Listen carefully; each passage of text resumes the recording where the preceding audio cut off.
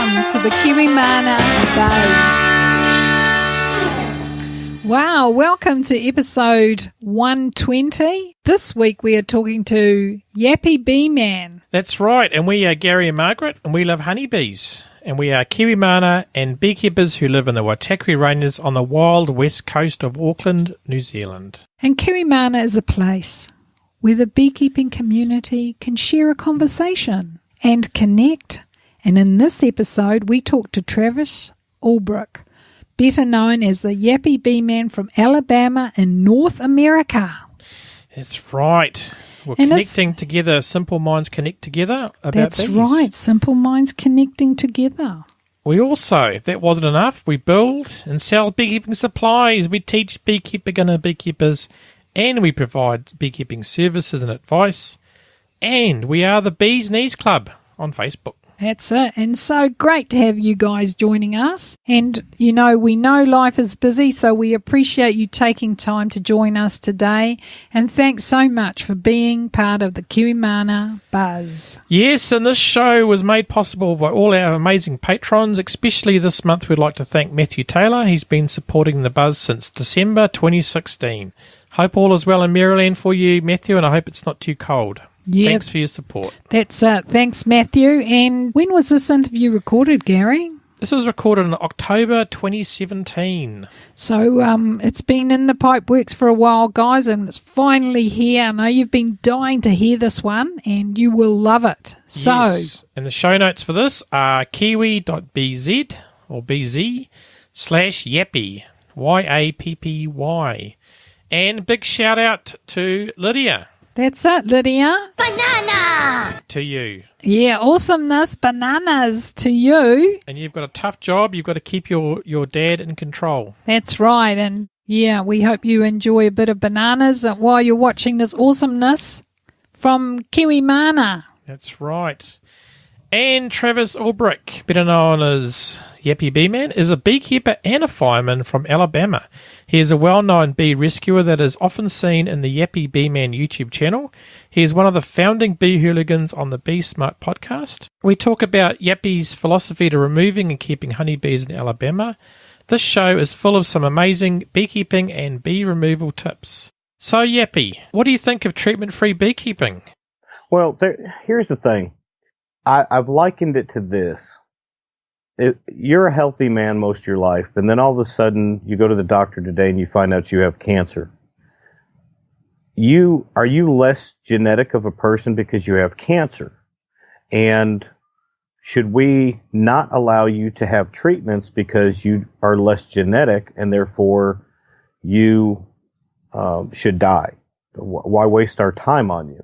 And in beekeeping, that is something I very much disagree with. I have touted through giving, not interviews, but I've lectured at bee clubs and different, even through our podcast, where I believe that you have to identify weaker genetics in beekeeping, and then at that point you can adjust.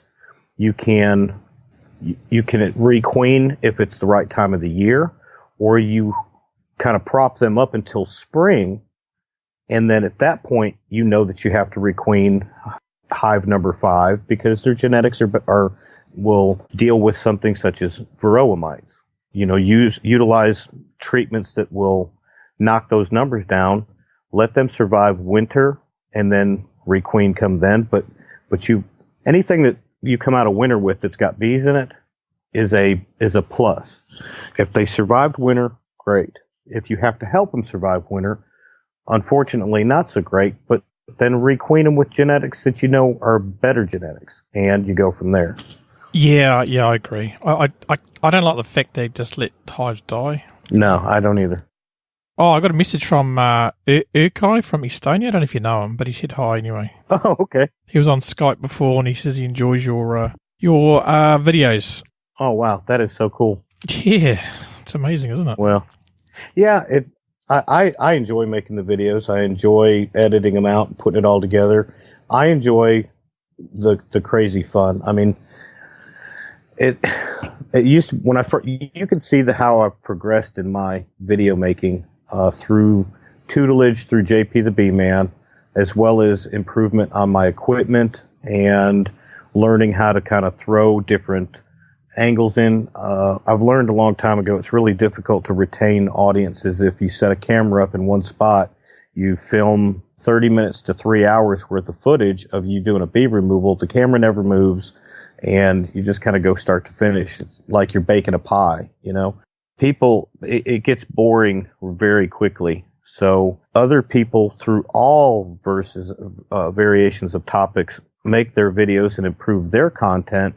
You look and see kind of who does what and what people are more receptive to, and you try to adjust those things in what I do. So I've thrown some new kinks out there in my fun with what I do in videos, and I'm seeing the numbers come up a lot better in my subscriptions as well as comments and the reaction from the people out there that watch it. But it's kind of crazy because it's a real honor to have people that watch your videos and interact with you after you put one out.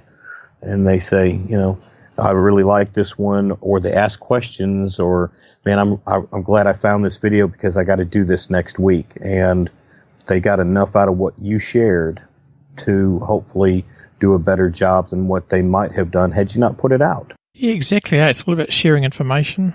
And I enjoy your videos. They've got a bit of humour in as well, eh? Don't tell anybody this one.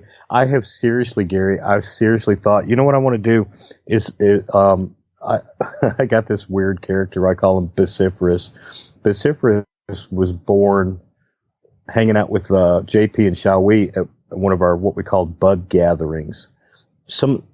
When Facebook initially came out, there was a group of guys that there was a website. It's called beemasters.com, and some of the core older originals got this idea, from my understanding, is that they wanted to have a gathering to share their knowledge with new beekeepers. And it was everything from doing different beekeeping things to doing removals and swarm catches. And one of the gentlemen stepped up and said, "Hey, I've got all the bees and the place to do it. Let's do it here in my place over in Mississippi." Well, they got together. They got JP in it and brought Xiaohui into it. That's where they actually met, was at a bud gathering, and they started this get together. I come into it a couple of years after they got going, met them, and that was one of the great things about the sharing process of everything, was that there were people out there that wanted to share that info. Well, that's kind of how I met JP, and that's a whole long story in itself on how, you know, I become that third wheel. But the point is I was just get back to the Beesifrus thing. 2 years ago, it was going to be possibly one of our last events, and I wanted to have some fun with JP and Xiaohui. So I went to this costume store and I bought a fake beard and some, we make fun of Xiaohui about having some what we call eagle eye glasses. Xiaohui can spot a queen over the phone from 100 miles away. I mean, he's weirdly good at that. But so I bought these green glasses that have an eagle's head on them. And I come in while we were having this big dinner, and I pretended to be this Beesifrus, the original bee man, and how Xiaohui was, you know, riding the coattails of my eagle eye glasses, and that JP, you know, was imitating my beard. And it was cute. I wish somebody could have actually done a really good filming of it, because the birth of Beesifrus was actually kind of cute. But JP and Xiaohui took it great, and they turned around and told me, they said, if you don't ever incorporate that into your videos, you're doing yourself wrong and the bee world. So I tried a couple of times with a few things. You either got to get my humor or you don't. You either look at it and think I'm an idiot, or you look at it and you just go, oh my God, I can't believe this guy is an idiot. But you laugh anyway. No, he is good. I like that character.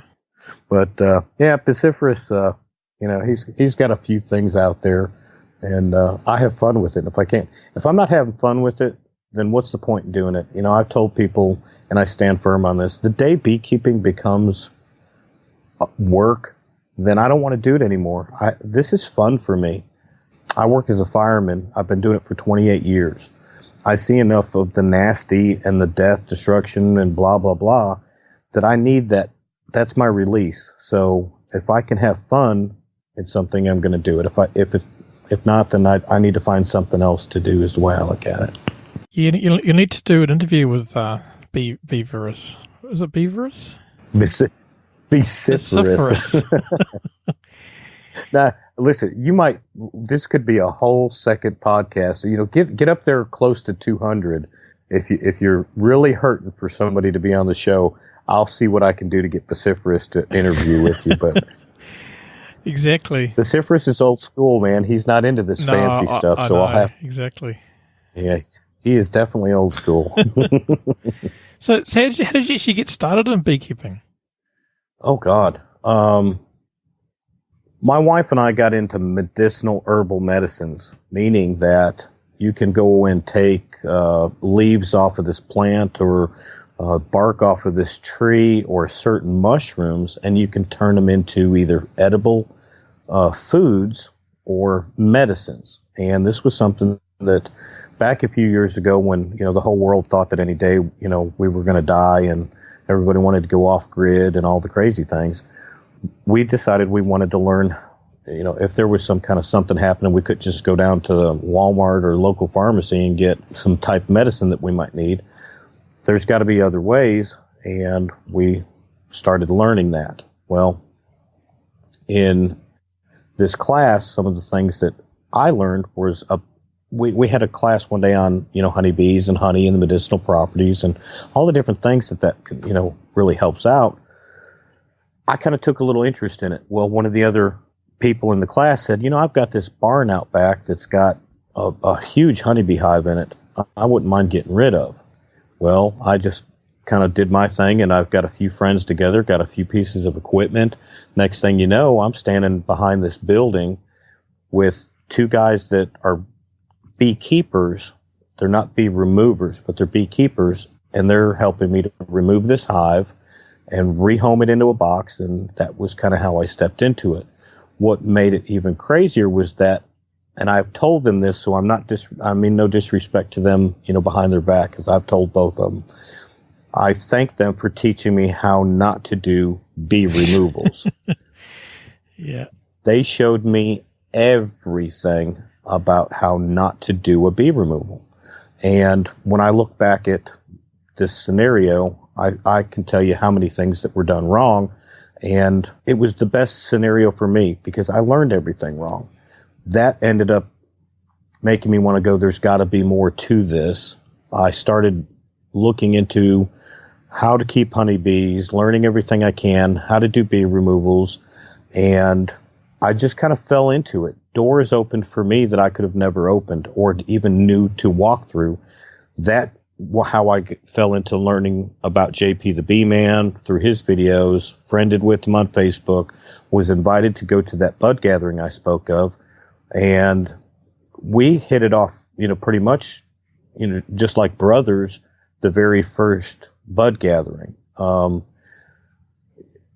that point on, it just, our relationship, friendship, grew from there. And it was the next year, he invited me, after seeing some of the things that I had done, he invited me to come down toward New Orleans and do bee removals with him. The trade-off was that I got to mess with a whole lot of bees, and I got to learn how to do bee removals from somebody that had been doing it for years. And things just kind of progressed from there. And now I make 2 or 3 trips. I'm on my 3rd or 4th trip that I've made just this year, where I go spend time a week down there, do bee removals. We make videos, and we just have a ball because our personalities feed off of each other so much to where all of a sudden one day Yappy was born, and now I've got a YouTube channel, and I know people on Facebook, and I'm just as common as the next guy, but with a weird sense of personality. Well, that's a great opportunity to learn from JP, isn't it? Yes. I mean, I've told him, I said, one of these days when you decide to retire and not do this anymore, you just need to open up a little school and teach people how to do bee removals because, he's JP the Bee Man. A guy once said, he said, he's JP the Bee Man. He's the godfather of bee removals. And We need to play off of that. We need to dress him up with one of the Godfather hats and a big suit and put a cigar in his mouth and see if we can get him to say, I am the Godfather. If you will do this for me, and if you don't do it, I will come to you someday. Get him to go on that, eat a big plate of spaghetti. Got to put it in a video. Yeah, exactly. I mean, and you picked the worst way to start beekeeping, eh? Like doing a cutout. There's easier ways to get bees there, Travis. Well, I agree, but to a guy who doesn't know anything about bees other than they're in a box and they sting you, and you collect honey if you can get past all the stings, that's pretty much what I knew. Yeah. And I had, like I said, I had a couple friends that kept bees, so I knew I had somebody to help walk me through it. I just did not have the resources available to say I could, walk along with you. And there's a lot of written knowledge out there about beekeeping. There's so many books that are out there that I couldn't even begin to tell you. And I've spoken with half of the authors on them through different podcasts or, going to symposiums and different things like that. I know plenty of people that have got degrees about beekeeping. And I hate to tell them this. Sometimes I disagree with them. Sometimes I agree with them. And I got to a point to where the bees put me through a crash course in what was right and wrong. And although I've read a few books that, I said I agree or disagree with, I've learned more from the bees than I've learned from any book that was ever out there. And I had so many people that freely gave me help to learn the things that I know today and to have the ability to make my own management process in how I keep bees, that I always have chose to try to give back. I've spent a lot of time on Facebook trying to answer questions for people who are new and say, the biggest thing, and I'm sure you've probably seen this 1,000 times, you've been around it, but there's going to be a time where spring is just about over and all of a sudden your temperatures rise up and there will be 2 or 3 pounds of bees hanging off the front board of your box. And people that don't know and have never experienced it, they freak out, and the first thing they do is they take a picture with their phone, they post it on Facebook, and they say, oh my God, are my bees about to swarm? Anybody who has been through the first year of beekeeping loves to look back and go, yeah, I was there one time before, but no, they're not they're just bearding. That's all. They're okay. Maybe give them some ventilation, but to a brand new beekeeper, that is the scariest thing that you can see. And I've always enjoyed being able to just give that comfort to a new beekeeper and say, you're doing a great job. If you've got that many bees in your hive, there's plenty of nurse bees that are up in there, because I'm sure if you crack it, you're going to see a ton of bees. You're doing something right because you got a strong hive. And that's a great thing. Yeah, and a swarm's totally different, isn't it? Oh, God, yeah. Here's a little something I've never seen anybody post. I learned this when I was at a bud gathering. Bud had the perfect way he could set up for this 4-day event so that there was always something to do. And one of the things that he would do is he could feed back some of the honey frames. He wouldn't collect honey in the fall. He would let what they went into winter with is what they got to keep.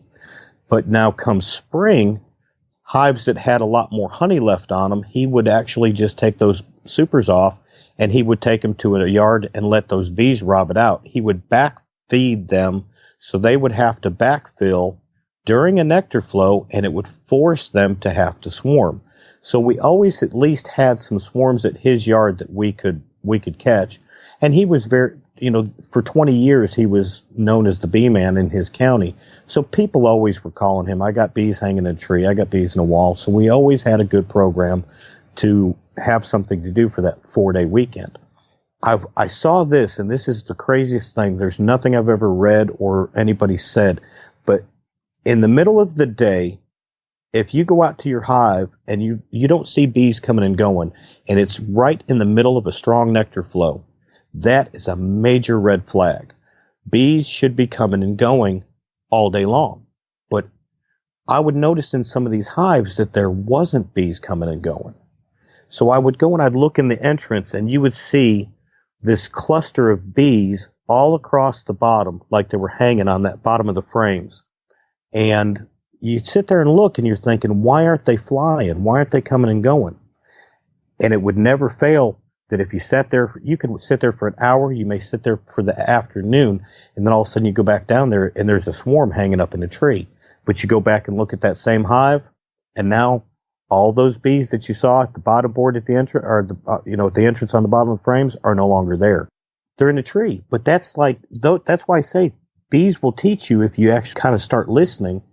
And there was the indicator that hive's fixing a swarm. And I don't know. It's just watching things, observing things, and learning over time. Nobody's going to do it overnight by reading one book, but over time, it's little things that you pick up on, and that was one that I did. Yeah, absolutely. I think it's so important to be observant, hey? Observe what they're doing and record what they're doing and sort of look at it. Yes, right.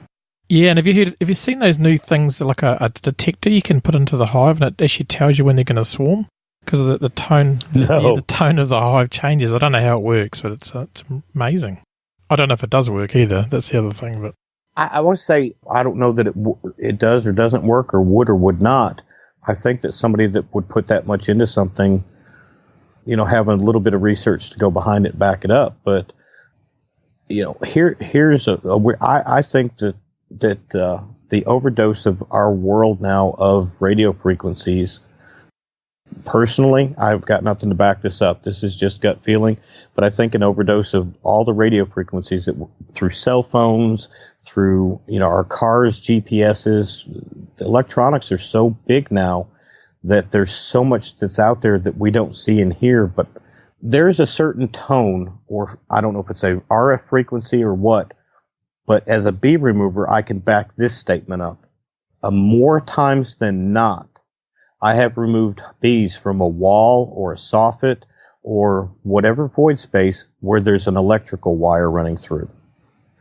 Now, electricity in an insulated housing, it still gives off vibration, and it would still give off something. Electricity, we all know, more juice is flowing, the more the hum is, and the more we can hear it with what we can hear frequency-wise. But yet, there's something to the fact that their electrical wires will draw bees to come to it. I've seen it way too many times. So when somebody says that they have a device that says that the frequency has changed between something on a norm to something that says they're about to do something, I could say that it's possible. I just don't know enough about electronics and frequencies to turn around and say it is completely accurate and factual and plausible that way. But I could see that it's possible yet. Yeah, absolutely. And you touched on before that you and your wife did a herbal course. Does your wife get involved in the bees at all? Yes, she says you got too many beehives in the yard and they need to go somewhere else. That's exactly what my wife says. My wife she doesn't dislike the bees. And in fact, she pays enough attention to my bees that she knows what a swarm in my yard flying around looks like, and never fails that she will call me or text me and say, you got a swarm. Now, my 8-year-old, my 6-year-old daughters, my 15-year-old son, all three are swarm radars, meaning that they can find a swarm hanging in my cedar tree next to my yard quicker than I can.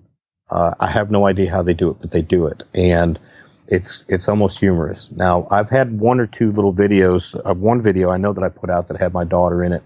And I'm about to put one out where my daughter and I shook a swarm in my yard. It was a late fall swarm. But we had some fun with the video camera and a swarm that was up in my tree. And but she's the one that found it, so I told her she had to help me shake it. But hopefully the video will turn out if everything goes good, and we'll have that in there. But I've got 2 different swarms within about a week, so she'll be in one video, but with 2 different swarms, so that should be good. But as far as my wife and the bees, she really doesn't care for them, but she doesn't hate them enough to tell me that I can't do it anymore. Oh, that's good. That's awesome. Yeah, because we noticed a lot in your videos you don't actually wear a veil. Is that do you wear a veil at all? Men know that when they come home, they get a certain reaction from their wife, they realize they should not mess with their wives to make them any angrier. Okay? So I've learned through JP that smoke is your friend when it comes to bees. I am very fortunate. I say I am beyond blessed when it comes to this particular thing. My first set of bees, the one I took out of that wall, that day was the day I purchased a smoker and gloves and a suit. A week later, I found JP the Bee Man videos, and I was amazed that this guy could go work bees without a suit, a veil, nothing on. He sat there, and I watched him, and he wasn't getting stung, and I said, if he can do it, I can do it. So the last time that my wife messed with bees was 7 years ago. I put the suit on her, and I said, I'm going out there to that hive, I said, and I'm going to work these bees. Getting stung or not, I'm going to work these bees without a suit. If he can do it, I can do it. I went out to my hive, and I opened them up and everything else, and I didn't get stung. Now, do I get stung? I've been stung thousands of times through bee removals. In fact, JP's got some really great footage of me getting stung a lot. And I do get stung, but over the course of time, I've been fortunate enough to where I'm become immune to a honeybee sting. Yellow jackets, wasps, I'll swell up like, the Michelin Man, but I choose not to because it makes me respect the bees more, slow down more, handle them like the ladies that they are. And I live in an area where the bees are not as aggressive, like, say, in South Texas or the south borders of the United States, where they have the chance of having africanized bees in them. And I get away with it. That's lucky. So africanized bees haven't reached Alabama yet then? No, we've got a great state system in our where they monitor the traffic of the bees coming in and out. We have a state law where you cannot import any comb from other states, but yet bees can come in. But they keep up with a lot of what bees are coming into our state, and if they make it into the state, they have ways to monitor that. Our state apiarist program, they set swarm traps up that they monitor, and then they test the bees that they catch for africanized traits. So far, knock on wood, we have just the right climate that does not support the sustainability of africanized bees. Africanized bees, my understanding is that they consume their stores a lot faster than what even Italian bees would, or any of the other type honeybees. So therefore they would starve themselves out and die a lot quicker, to where over in, like, say, South Texas, they can move to another location in that south region, and there's always something that is producing a nectar that they can survive what would be a winter time, even though as mild as what it is, and they can make it through that winter to where they can't do it here. Oh, that's good. So they're not good survivors over winter then, eh? So far they're not, but now there are genetic adaptations that are happening. I do know that, I'm not going to disrespect and name any names, but we had a beekeeper in Alabama that had ordered some queens from an area that is not supposed to have any of those genetics. Well, that by the actions of the way the bees acted, after this man made splits and put queens in boxes, and there was some immediate abscons of the hives, what was left over was they were kind of tested because of the thought that there might be something going on with them. And when they tested them, they found that there was some genetic crossing between the Africanized and the non-Africanized. And that's what worries me, is because you've got either Africanized or you don't. But there's going to be the interaction between the drones breeding those queens, and over time they're going to adapt to a point to where you either get really nice Africanized bees or really mean Italian bees. You see what I'm saying? But they also adapt in how much food they eat. And one day when that perfect balance is created, we hope that they're just mean Italians and not, really nice Africanized, because I'd rather have mean Italians, because I can pretty much, I've learned a few mean cuss words in Italian, and I can talk to them, and they listen. But if they don't, then I'm hurting. But anyway, that's that. It's time to put the suit back on. Yes, Yeah. very much. No, those guys over in South Texas and everywhere where they know that when they get into something and they wear their suits and it's 110 degrees and they're sweating their tails off, I get invitations from these guys all the time. Hey, you come fly over here and come hang out with me and work some bees without a suit on. I dare you. It's not a macho. I don't do it because I'm macho. Okay. No. I promise. This is the first time, Gary, that anybody's ever heard me say this. I don't do it because I'm macho. I do it because I'm allowed to. Because I have learned. People listening to this take away nothing from what I'm saying. I'm going to say this. Respect your bees. Learn from your bees. Handle them like ladies. And then you will go farther. I will give an example of a friend of mine who I think the world of. The first beehive that he got, he walked out, and he knew nothing about keeping, inspecting, or anything with bees. And he popped the lid off. He puffed 2 puffs of smoke, set his smoker down. He put his hive tool on the first frame, and he pried it up and out. And he looked at it, and then he pushed it, set it right back down in the number 10 slot. And then he goes and he takes out the number 9 frame and pulls it up. And he wasn't doing it gentle. He just pulls it up and out of there. Now, anybody that's kept bees for more than a year and has seen how to do this, you understand what happened. He was pissing bees off and rolling them and pinching them and killing bees, and they let him know it.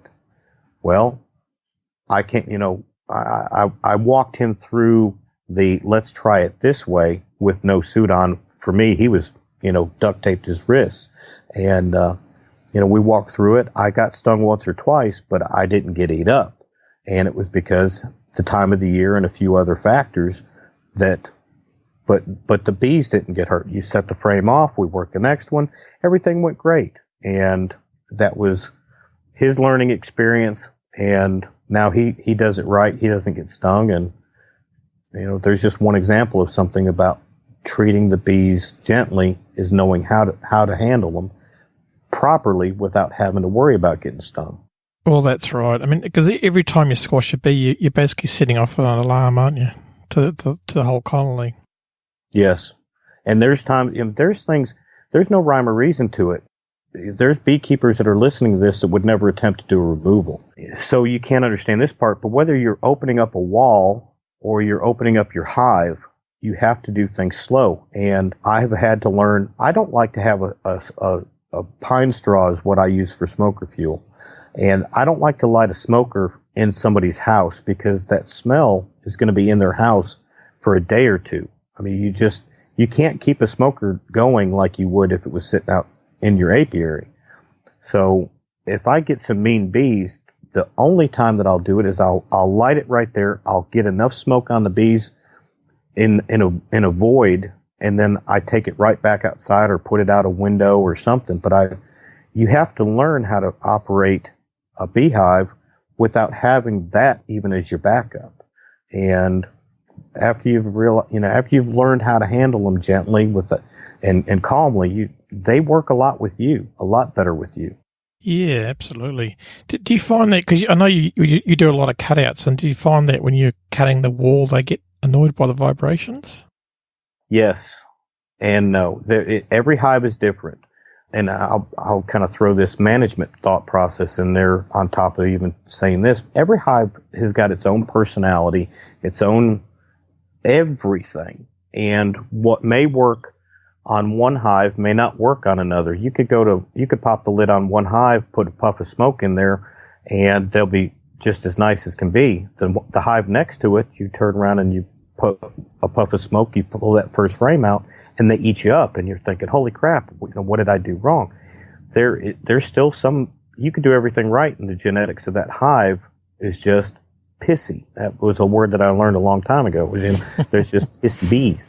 And you could burn a forest down around them, and they're just not nice bees. If you know that you did everything right and were gentle with them, and they're still that way, if you can't handle it, then you requeen them. If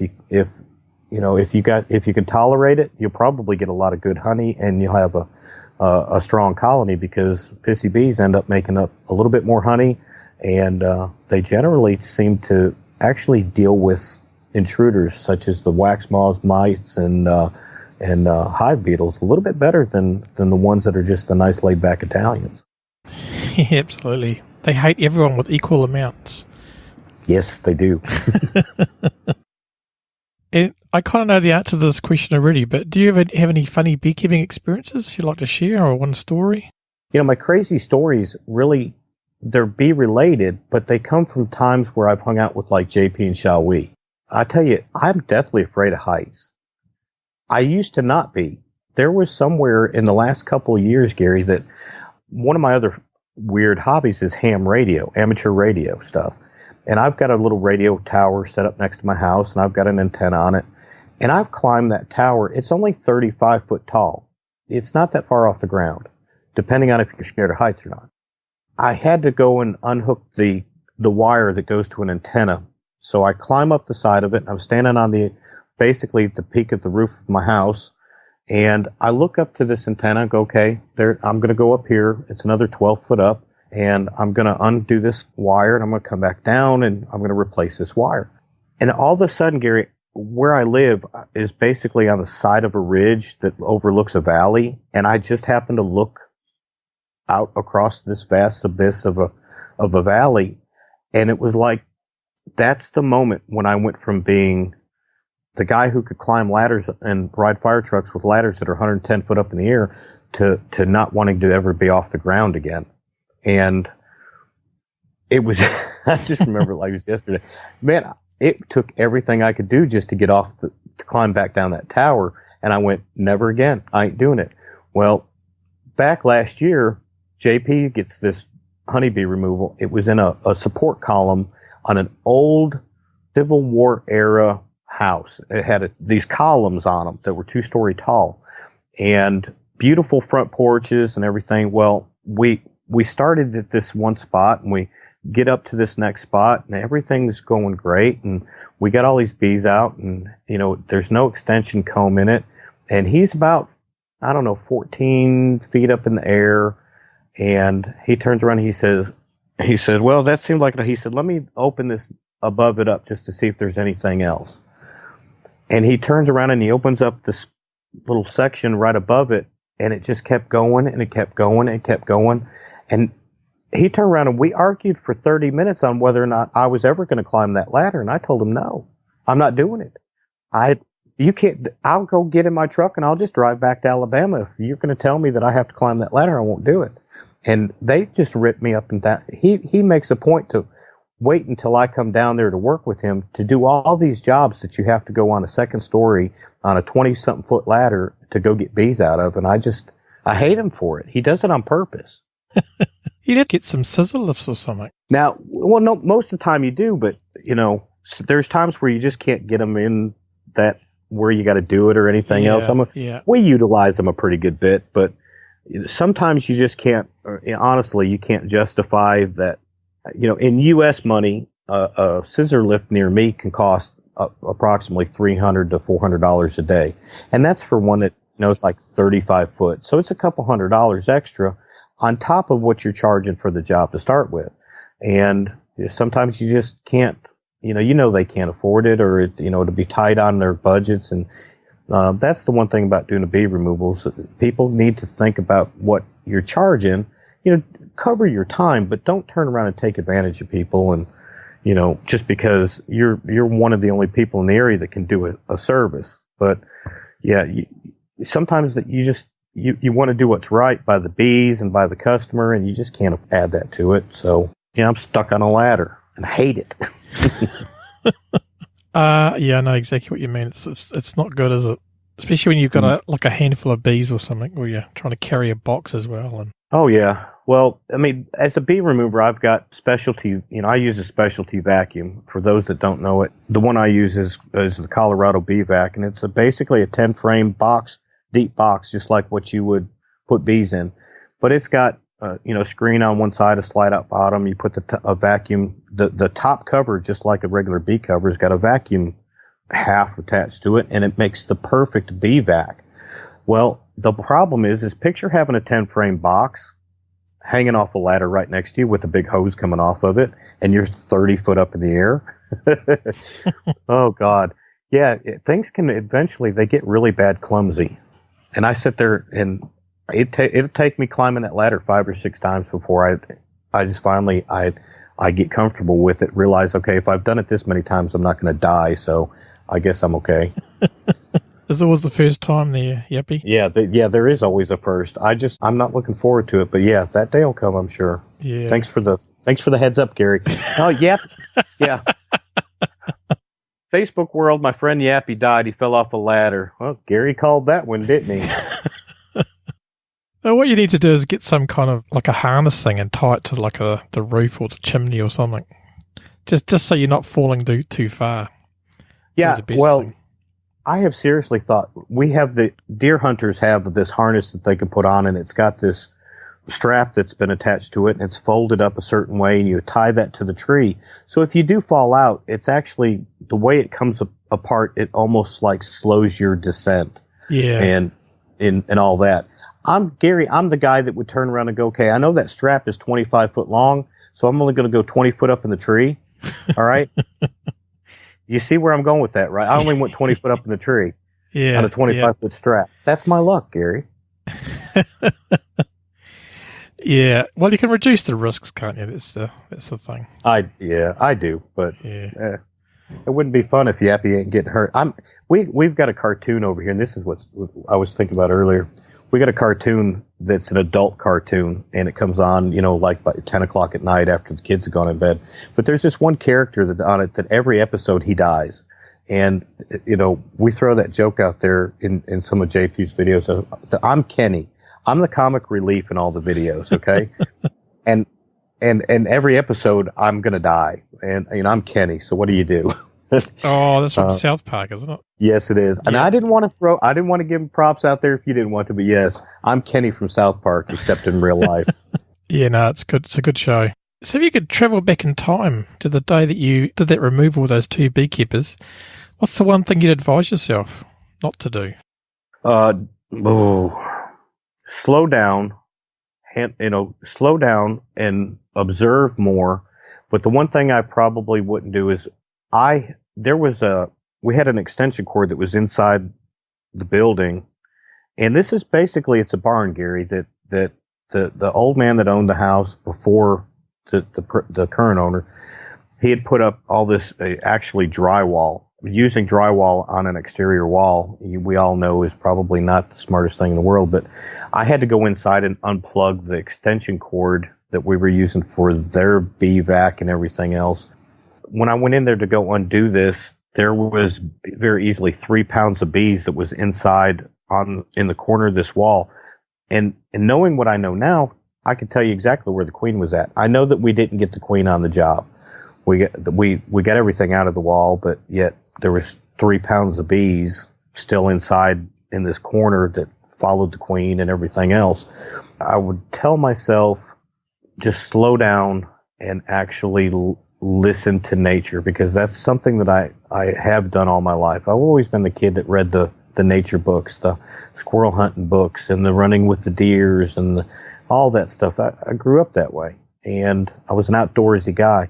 I just didn't take the time to sit there and pay attention to the bees. Instead of what I did was I listened to, I watched 2 guys that I thought knew what they were doing, and they went at it just like bulls in a china shop. And I'd tell myself, go with your gut and not with what you've been told or what you're seeing. Just go with your gut. Maybe that would work. Yeah, absolutely. 'Cause I think the thing is that bee removal is it's a different science, isn't it, to beekeeping? There's different skills involved, eh? There is, but, Gary, anybody can do a bee removal, but not everybody can do a bee removal right, okay?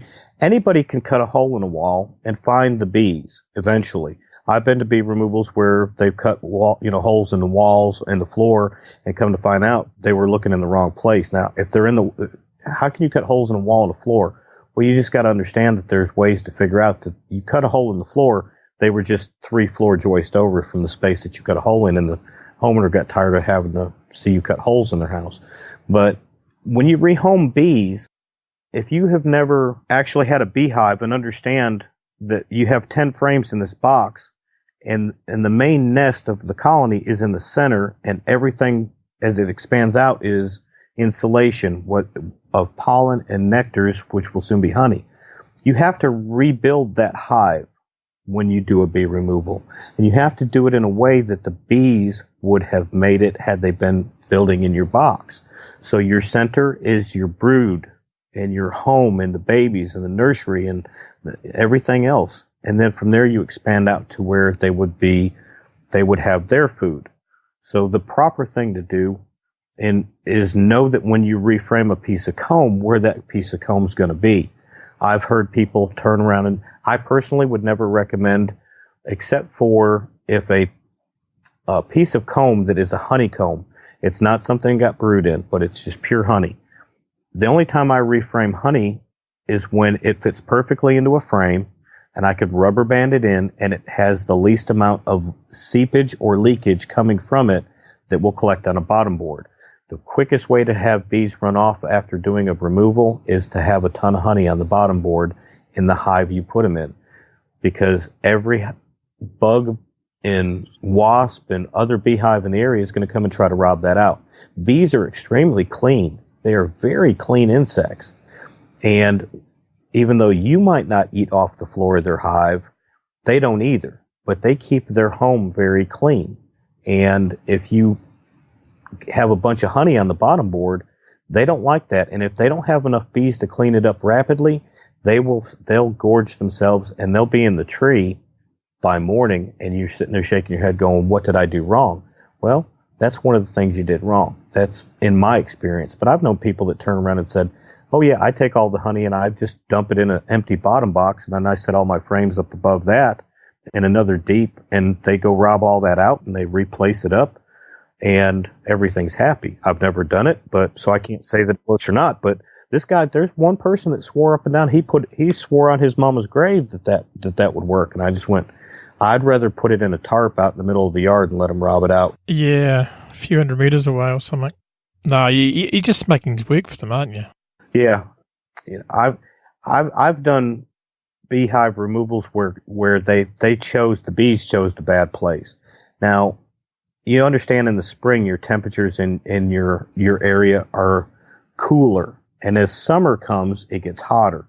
Well, bees early spring that have swarmed in early spring have chose a place in your house that seems to be the right space size, the right temperature, and they moved in and they started building comb.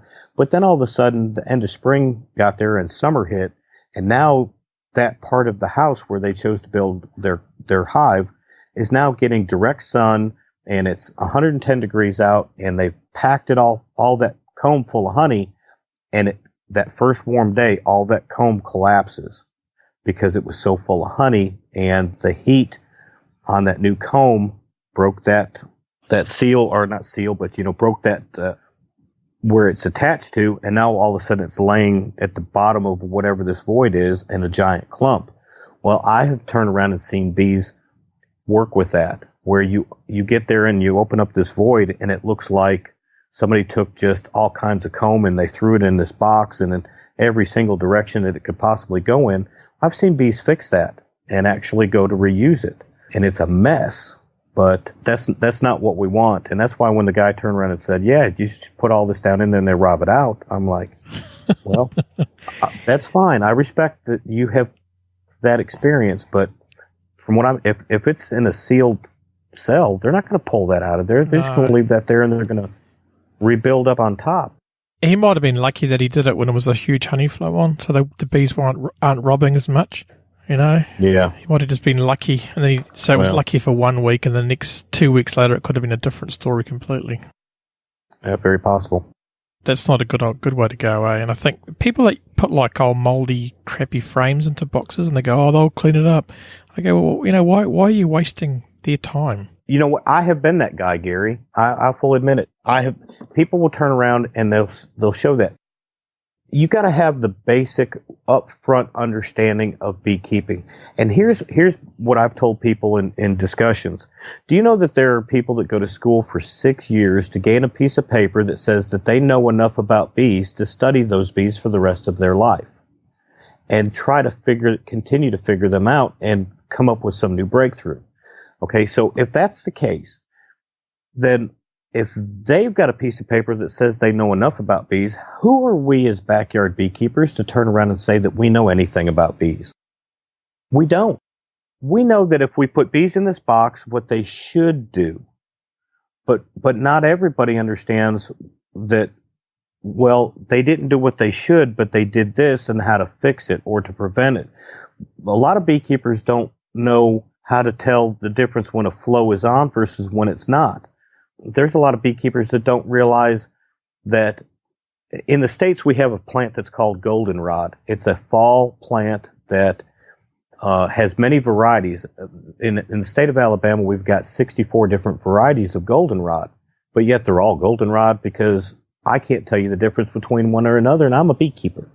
But I know that we have 64 different varieties. Well, the variety differences may be that one plant blooms during temperatures between 60 and 70, where another one may bloom in a few months earlier, but in temperatures that are between 80 and 90. But yet they all look the same. Well, you can see a whole 100-acre field that is as golden as the morning sun and go, I'm going to put bees here because look at all that goldenrod. And they put their bees on it, and they don't know enough to pay attention to how much rain we've had in the last couple of weeks to know whether or not the bees are actually going to get anything from it. They may be bringing in pollen, but are they bringing in nectar? Nobody pays attention to those things. So that's one aspect of beekeeping that we have to be realizing, well, they're bringing all this pollen in. I don't want to bother my bees because they're working hard. I don't want to disturb them. Gary, the easiest way to figure out if they're bringing nectar in with all that pollen is today you walk out to that beehive, you take 2 fingers, you walk behind it, you put your fingers underneath the bottom board, and you give it a little bit of a lift. If you can lift it up with 2 fingers, it's way too light. They're not bringing nectar in. But now I'm going to wait a couple days, and I'm going to try it again. And if I go back there and I lift the back of that hive up and it feels heavier, then they're bringing something in. If not, then we've got a problem. And now what do I do to fix the problem? Well, that's part of a management program. You asked me earlier, what would I tell my younger beekeeping self? I would have told myself, learn everything you can about beekeeping. Listen to everybody, regardless if you agree or disagree, you like them or you don't. But listen to what they have to say and then develop your own program. Yes, absolutely. For your area, right? But by developing a program, find somebody that can actually tell you what a program is. A beekeeping program is saying, I want to start and say, I want this many hives. I want to produce honey for this reason. And now how am I going to do it? You know, I could give you an hour's worth of conversation just about whether or not to be a treatment-free person or actually go with the treatments. I've kind of always argued with some big-name people that I'm the middleman. Michael Bush says go natural treatment-free. Solomon Parker says go treatment-free. And then you've got John Doe over here that'll turn around and say, I'm going to treat everything I got because oxalic acid is the greatest thing in the world. I'm the guy in the middle that says, you know what, we need to raise bees to a point where they don't need the treatments, but how do we get them there? I'm that middle guy that'll say, you work with them, you monitor them through a management program, and then you get to the point where you say this particular hive with these genetics aren't going to make it, but I'm going to turn around and I'm going to assist them to when I can finally change their genetics up in that hive and continue on. So when I get to the 10 hives that are all treatment-free in my yard, and I continue to monitor them, I can keep bees because beehives with bees in them make honey. Beehives with wax moths don't. Think about that. That's so true, eh? Yeah, I would love to be treatment free, but we're surrounded by so many people that aren't, and it's just very difficult to do that. And for that reason right there, I fully understand why people. There's one thing that I had one friend of mine that was over in Louisiana, and he swore up and down, no treatments, no treatments, no treatments, until you realize that, you know what, he's in an area where he can do that, but I'm not. I learned a long time ago as a bee remover. Now this is something you'll never hear you won't read this anywhere. This is Yappy's theory, number 1217. Think about this, Gary. You guys have your version of a beehive over in New Zealand. And it's basically a wooden box with a top or a bottom on it and everything else. There's not, and you put bees in it, and we get these beehives really, really strong, and then we winterize them. We make sure they've got enough food, enough pollen, and enough bees to make it through a harsh winter. Throughout winter, those bees are going to die. Not all of them, but some bees are going to die. It could be 10 per night. It could be 30 per night. But a couple of bees are going to die every night. And all of a sudden, spring gets here. Did we have enough bees in the hive to where through its natural process of a couple of bees dying, did we have enough left over so we can say that we've got a beehive that's full of bees come spring? And then we have to think of did we manage that hive enough to give them enough of everything to get to that point? Well, those that don't treat I apologize. Let me go back. That was part of a management process to have planned that out. So without a management program, you're not going to get to that point. If it's just, I took, here's Beekeeping for Dummies 101, and I don't mean it like as the book, but people tell you get bees, you put them in a box, they draw comb, and the first year you don't take honey. But I had to get one frame out, so I took one frame, but I left my bees to go. But the second year I should expect to get, all this honey. So how much do I take off? Well, I took half of what they had. I left them half. And that's the basic mindset of the beekeeper. They didn't realize that there was so much management in between point A and point B that they needed to be involved with. And after about the second to third year of their bees dying and then paying for bees, they say there's got to be a better way, or they get out of beekeeping. I don't want to see anybody get out of beekeeping, but they're going to do it. And if they just had tried to figure out how to make a management program to get to keep everything going, then that could have worked. Here's one in the state of Alabama. The spring flow is usually over by the 1st of June, based on our springs and summers and everything else. Well, all of a sudden, come the 1st of June, if they got 2 supers on them full of honey, I get one, they get one. Well, nobody ever got to thinking, it's like, what if I just left the honey on them till fall? If I took a little bit for me, because we are backyard beekeepers, we're not honey producers. Honey producers is a whole nother world. That's commercial. So we're backyard beekeepers. We want our bees to make it through what now we understand to be that dirt. Who says you have to take that honey off? Because if you take it, what you take away, you have to replenish, and then you hope that come fall we have that nectar flow to get them through winter. But what if it never comes? Now they've used up most of their honey from the summer, and now they've got to go through winter, and there's no flow. And guess what? Come about February, they start posting pictures on Facebook going, "Why did my bees die?" Yeah, exactly. And there you are. So I'll tell you what, I just hate beekeeping, Gary. I get so frustrated at it, and I feel like just quitting. Absolutely, because I know a lot of beginners, and they last about 2 years, and they give up because they're frustrated. They can't keep them alive.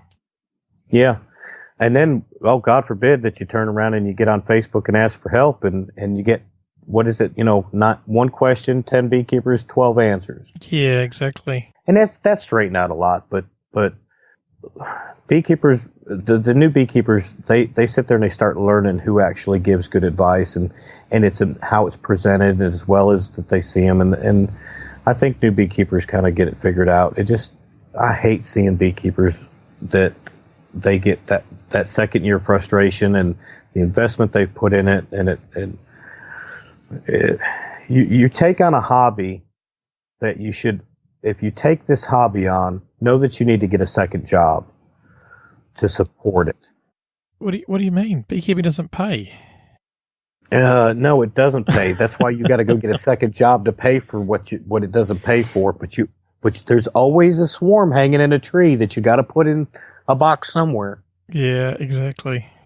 Yeah, I know it does kind of frustrate me that people, as far as the treatment-free thing, is people that they've had never kept bees ever before, and they want to go treatment-free the first year, and I go, you've really got to learn how to manage them and get them through a winter before you can just start mucking around with things, Well, I'm probably going to I'm either going to have a whole lot of people that really like me after this podcast, or I'm going to have a lot of people that hate me. But I want you to understand that if you buy a package of bees, those bees have been all across the country, and they have to treat those bees.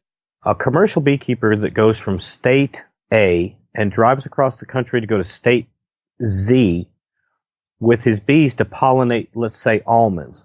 He is not allowed to cross the state line with a bunch of hive beetles or, heavy mites or whatever. He needs to have his hives as healthy as he can as he goes through the inspection process through a couple of states.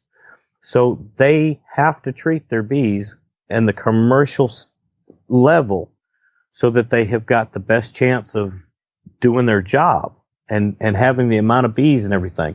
Well, when all that's said and done with, those guys, after all their bees have built up, they come back, they shake them all into a big box, and then they dump 3 pounds of bees plus a rapidly commercially raised queen, throw that in there, and then they sell them to you for X amount of dollars.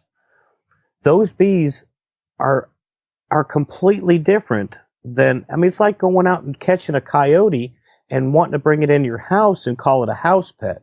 It would, yeah, it don't work that way. Nah. So you can't take bees that have been genetically, forget the genetic part, but they have been treated and treated and treated. And now you think, I'm going to not treat them. Is it possible? Yes, I know plenty of people that have done it. But they have a greater chance of failure if you use that. I don't even agree with it's just as difficult in my area to do that with what we'd call bee removals out of a wall and even swarms. If I could ever express this to people, if you ever catch a wild swarm hanging in a tree, do a mite test on it right there. You put you a couple hundred bees in a jar and shake it right there and do a mite test. You'll know what kind of genetics you've got on whether they deal with mites good or bad if you know to a degree what that level of mites are with the bees that you just shook. Yeah, absolutely. It's a good idea. But yeah, becoming treatment free is a process. It's a genetic process. I agree with that 1,000% across the globe. It's going to be genetics that will change that. That the science of mites and how they pass the diseases as well as feed off of the bees and everything. This globe of beekeeping apiarists, knowledgeable brain trust, they need to figure out and invest more time in sound science about mites. And then we will understand more about how to deal with them. But until they know for sure, we're just stabbing in the dark. There's lots of work going on at the moment with genetically using, interfacing with the mites, trying to get them to not breed as well and stuff. But that's, I don't know. I think time will tell if that works. So, well, I've got good friends that have done their version of their program that says this is my winter survival stock, and they take the strongest hives of that and they raise queens off of them and they hope to go through. There's all kind of different programs, that ankle biters, and now they got mite maulers. The last I heard, we're almost turning this into cartoon characters. I think there was a Captain America bee, but anyway, I meant that in fun. But you know what? Their science has proven that they're at least in the right direction. So, support that. Kind of keep going that direction, because all we can do is improve. Because if we don't do anything, we're just going to let them all die anyway. Absolutely, man. That's the problem, isn't it? That's why a lot of commercial guys can't do it, because they can't lose that much money, can they? No, commercial guys can't. They've got to produce so that everything has got a without the commercial beekeepers, the commercial almond guys, the commercial growers of any product aren't going to be able to do their job. And if we're not careful, then we're going to just allow the big corporations to turn around and say, well, we've got a GMO product, whether you agree or disagree. I don't even want to go down the GMO road of what's good and bad about GMOs to say that, well, we don't need the bees anymore because of this or that. Well, just remember this. All those plants that are alongside the road that you get to look at that brighten your day are not GMO. Those plants and things that grow up and down the road help to feed other animals, the wild animals and the deer and the antelopes when they play. And the bees help to keep that going. So even the things that we don't eat, the bees help to reproduce to feed every living animal on this earth. And our job is to keep them bees going. So let's do it right. It's all connected, isn't it? Yeah. See, here it is. Let me look at how you and I are now connected, Gary, through an internet connection over the bees. See, even though bees are not pollinating our internet lines, the bees have connected you and me, Gary, in this moment just from their existence in this world so that we can go out and we can take this knowledge and we can pollinate the other little minds of this world to be more bee aware. See, this is what we're doing. The bees through us are pollinating the simple minds of the universe so that they can continue on. Now, you better make sure that better be in the podcast right there, Gary. That's just got to be in the podcast. If that's not in the podcast, then I'm just not even going. I'm done. That'll be in there. And I like the way you've told the world that we've got simple minds. That's good. Well, we are. We are simple-minded organisms connected by bees through the internet. There you go. If the first person that comes out and comes up with a T-shirt that says "Simple Minds Connected by Bees," I want royalties from it. I'm telling you right now, I want royalties from it. Okay, that sounds good.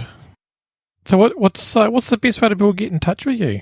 I would love for people to get in touch with me by subscribing to my YouTube channel of Yappy Beeman. There you go.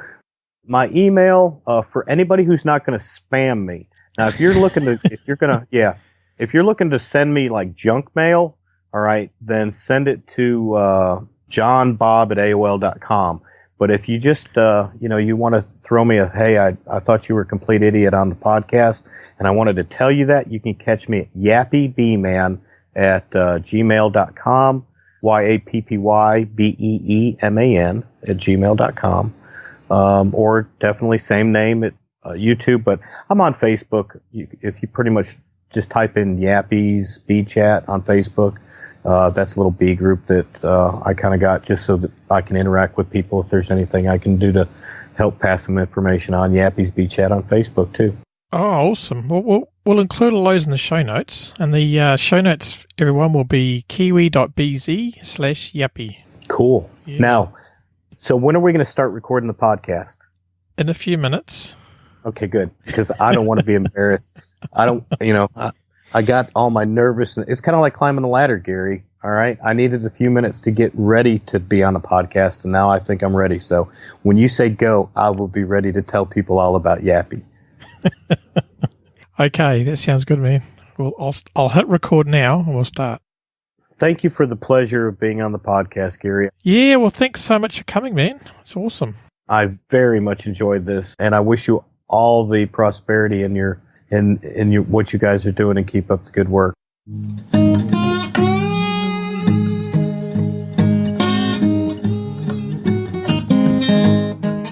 Well, full of information, wasn't he? That's awesome. Yeah, that was good, and some really interesting points about what he made about treatment free and what it means to him. And I think that there are some really interesting perspectives on that, because I think that it's actually opened my mind a little bit on that too. And I know I've only got a simple mind. But there you go. That's all a bit of a joke. I don't believe that for a minute. Yes, indeed. So, yeah, that was great, and we hope that you guys will enjoy that just as much as we did, and we've learnt something new, eh? Absolutely. And all those links to Yappy's YouTube channel and his site, and even to the South Park page, they're on kiwi.bz/Yappy. Oh, the other thing too is that he spends time with a very much a person that we have watched over the, quite a few years, JP the Bee Man. So these two guys, what a team. Yeah, they're often, Yappy's often in his videos, isn't he? It's quite funny. So it's good to know that, meet these people and talk to them, just see what their adventures are all about, and that's what it's all about, eh? Yeah, we'll have to get all the Bee Hooligans on the show at some point, won't we? Yes, that'll tick them off one by one. Anyway, if you enjoyed that show, we release these every couple of weeks, so please subscribe to the show in your podcast app, and it'll appear magically. Or you can look at our free app, which is free, as we said, for iPhones, Apples, Googles, Androids, all of the above. Okay, and don't forget that this episode was also brought to you because of the patrons Tony and Hazel from Mead in New Zealand. Absolutely, and if you want to support us, go to kiwi.bz/banana. And we'll be back in a couple of weeks with a new show just for you. And see ya, Lydia. Bye.